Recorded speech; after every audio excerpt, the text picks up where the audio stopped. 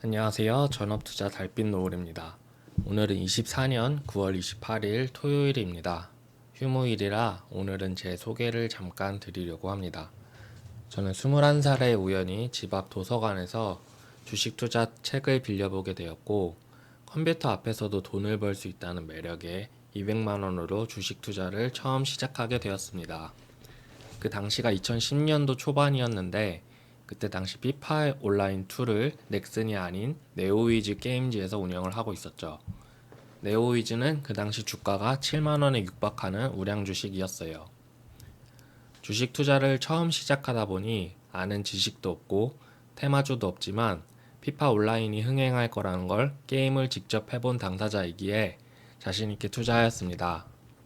하루는 네오위즈 게임즈가 10% 가까이 급락을 하여 싸다고 생각해서 주식을 매수했었는데, 싸다고 잡은 주식은 계속 내려가기만 했어요.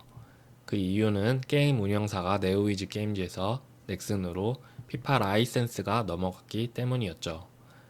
그렇게 주식으로 처음 맛본 패배였고요.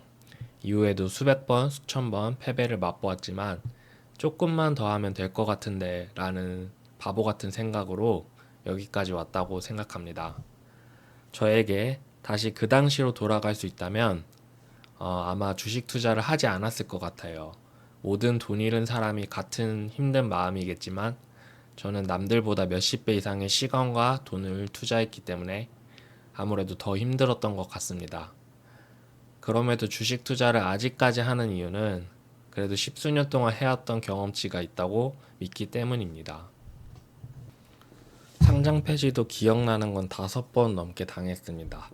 200만 원으로 시작했던 시드는 3개월 만에 GI바이오라는 종목을 만나 30만 원의 휴지로 바뀌었고요.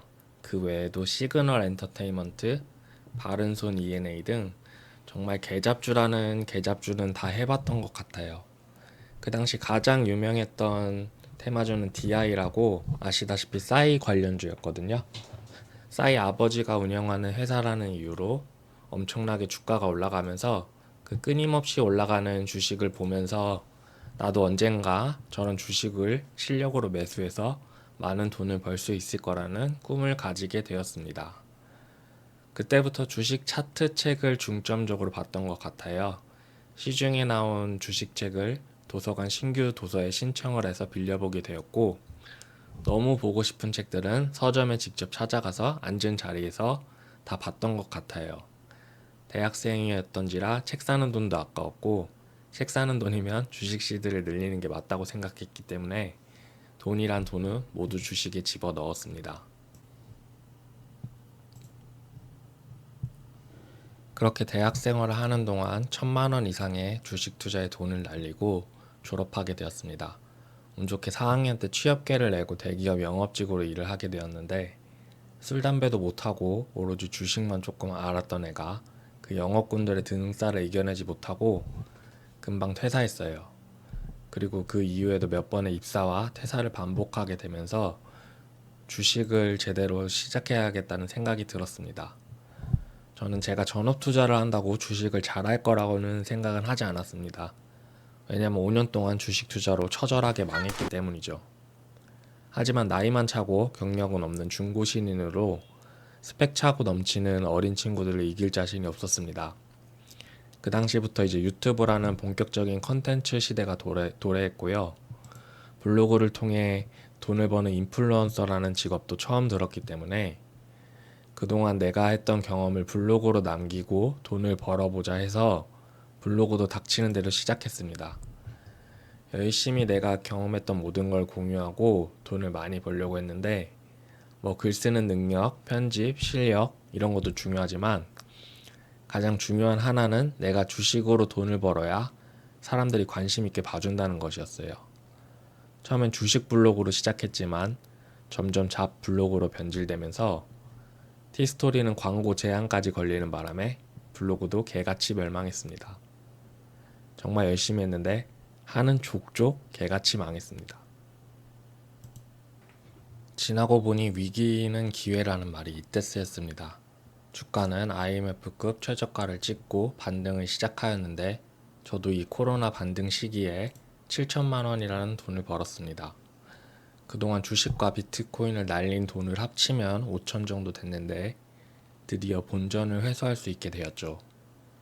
그동안 내가 주식 투자를 위해 들였던 시간과 노력이 보상해준다는 착각이 들었습니다.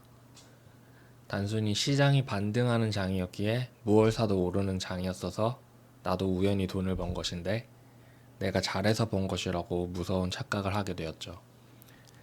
이때부터 신용 미수를 겁없이 썼었습니다.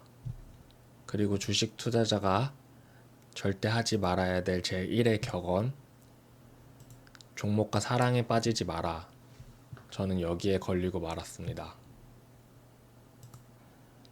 그래핀이라는 차세대 새로운 물질에 놀라게 되었고, 이게 전기차의 리튬 배터리뿐만 아니라 반도체 등 최첨단 소재로 이제 10여 년의 시제품 단계에서 상용화 단계로 진화한다는 소식은 저를 사로잡았고, 무려 5억이 넘는 돈을 국유재지에 넣었고 현재 거래 정지가 되었습니다.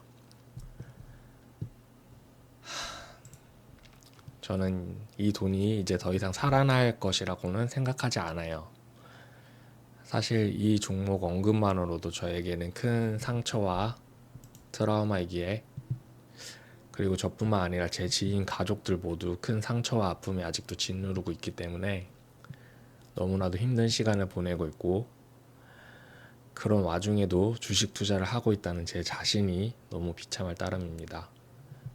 하지만 이렇게 큰 시련을 수백 번 주식시장에 두드려 맞았더니 맷집은 많이 늘었습니다. 종목을 보는 눈도 많이 생겼고요. 더 이상 차트, 수식, 이동평균선, 일목균형표 이런 잡기술에 노란하지 않는 경험치를 얻게 되었습니다. 이미 다 해보고 큰 실패를 경험했기 때문이죠. 앞으로 제가 수억 넘게 쓰면서 경험했던 주식 투자의 모든 것들을 이 유튜브 채널에 천천히 공유하려고 합니다. 좋아요, 구독 눌러주시면 정말 감사하겠습니다.